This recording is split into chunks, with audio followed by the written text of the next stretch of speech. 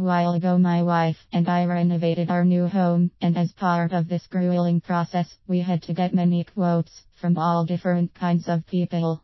This ranged from window replacement people, plumbers, electrical contractors, painters, tile companies, contractors, fine craftsmen, window treatment companies. The list seemed endless. After they finally showed up and saw the work, their next job was to deliver a quote, usually by email.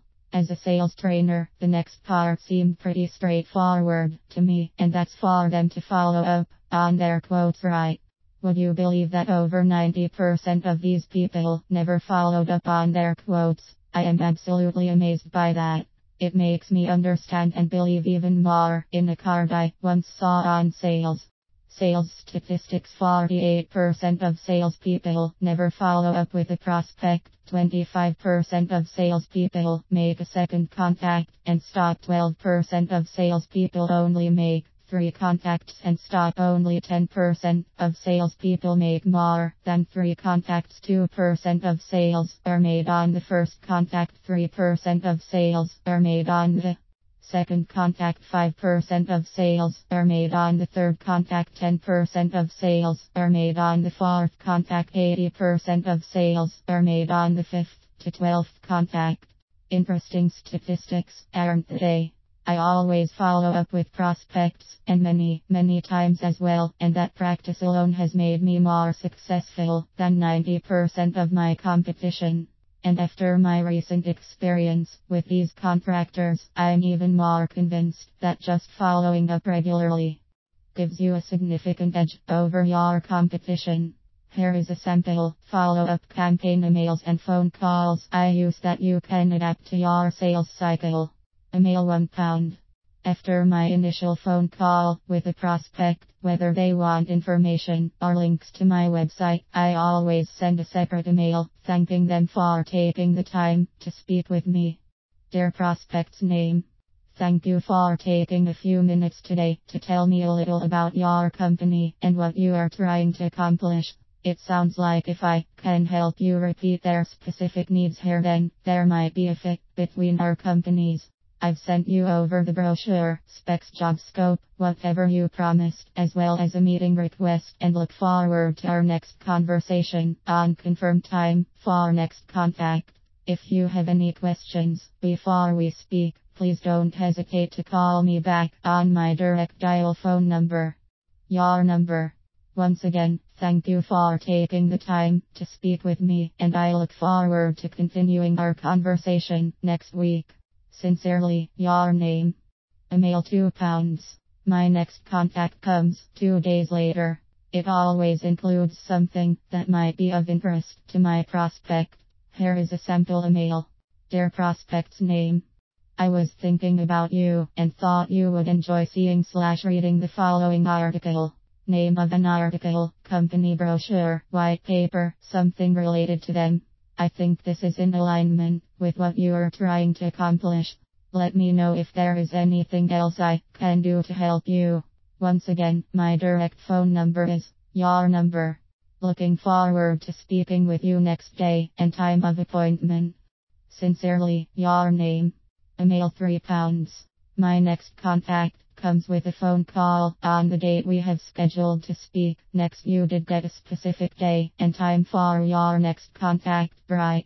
Oftentimes before this I will also send out an automatic meeting reminder as well.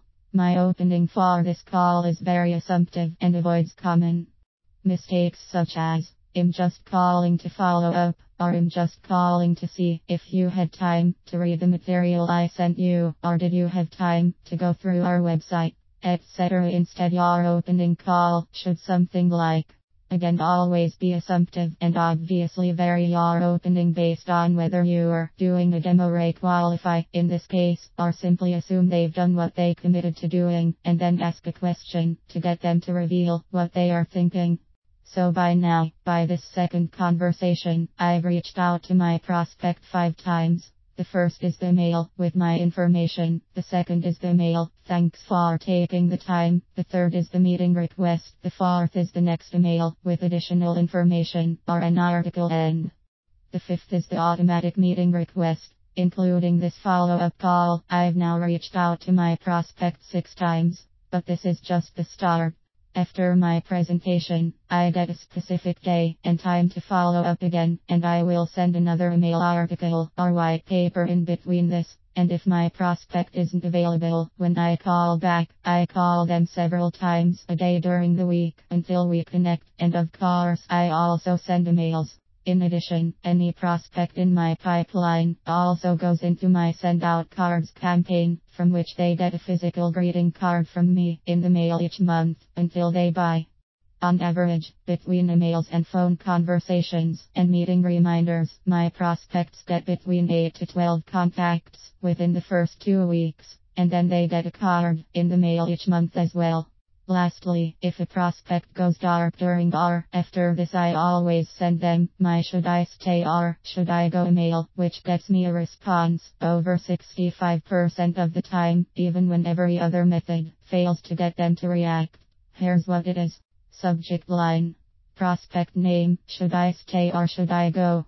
Dear line of underscores. I haven't heard back from you, and that tells me one of 3 things. 1. You've filled the position, or you've already chosen another company for this. 2. You are still interested but haven't had the time to get back to me yet.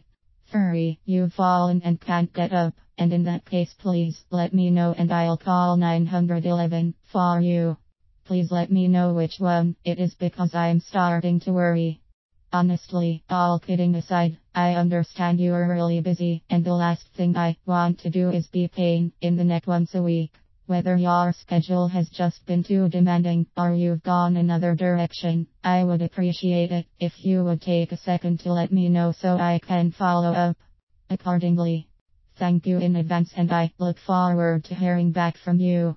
If this email made you laugh, then think about getting your prospects to laugh as well. Again, this email gets over 65% of my prospects to mail me back and let me know their status. Try it, it works. As you can see, having a follow-up system and sticking to it will put you ahead of over 90% of your competition. And if you've qualified a lead properly in the beginning, then this kind of perseverance is often enough to win you the business the majority of the time. Copyright C. 2015 Mr. Inside Sales.